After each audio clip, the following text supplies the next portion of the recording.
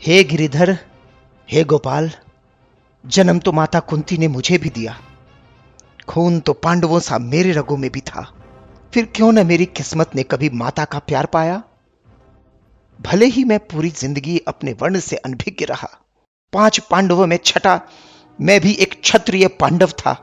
फिर क्यों न मैं कभी गुरु द्रोण का शिष्य बन पाया। हे नारायण, हे वासुदेव, मेरी किस्मत का खेल तो देखो। जिंदगी के हर मोड़ पर मैंने हमेशा कुछ ना कुछ खोया।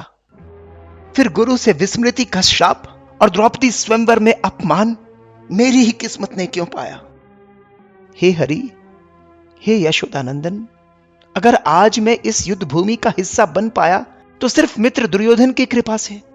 फिर पांडवों के विरुद्ध लड़ते देख क्यों दुनिया ने मुझे गलत पाया। हे अंगराज कर्ण, जीवन जीने का अधिकार तो मेरा भी था। फिर क्यों मेरे जन्म से पहले ही मृत्यु मेरा इंतजार कर रही थी। माता पिता के प्यार पर हक तो मेरा भी था। फिर क्यों उनके कोमल स्पर्श से पहले ही मेरे भाग्य में मेरे ही मामा की कठोरता थी। निरापद बचपन गुजारने का अधिकार मेरा भी था अंगराज। फिर क्यों मेरे बाल्यावस्था में ही मुझे अपनी जिंदगी दांव पर लगानी पड़ी। हे वृषाली पति कर्ण, अपने प्रेयसी से विवाह करने का हक मेरा भी था। फिर क्यों मेरी प्रीत सच्ची होने पर भी मेरा प्रारब्ध मेरे इच्छा के विरुद्ध था। हे सूर्यपुत्र, हे दानवीर, अगर इस युद्ध में कौरवों ने जीत पाई तो इसका श्रेय तुम्हें जरूर मिलेगा। पर अगर अंत में पांडवों की जीत हुई तो इस यशोदानंदन को सिर्फ इस युद्ध को उकसाने का दोष मिलेगा।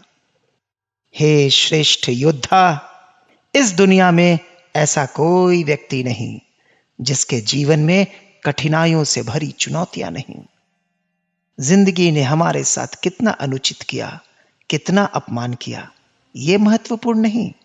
अगर कुछ महत्वपूर्ण है तो उस समय हमने उन परिस्थितियों पर कैसी प्रतिक्रिया दी, यह महत्वपूर्ण है।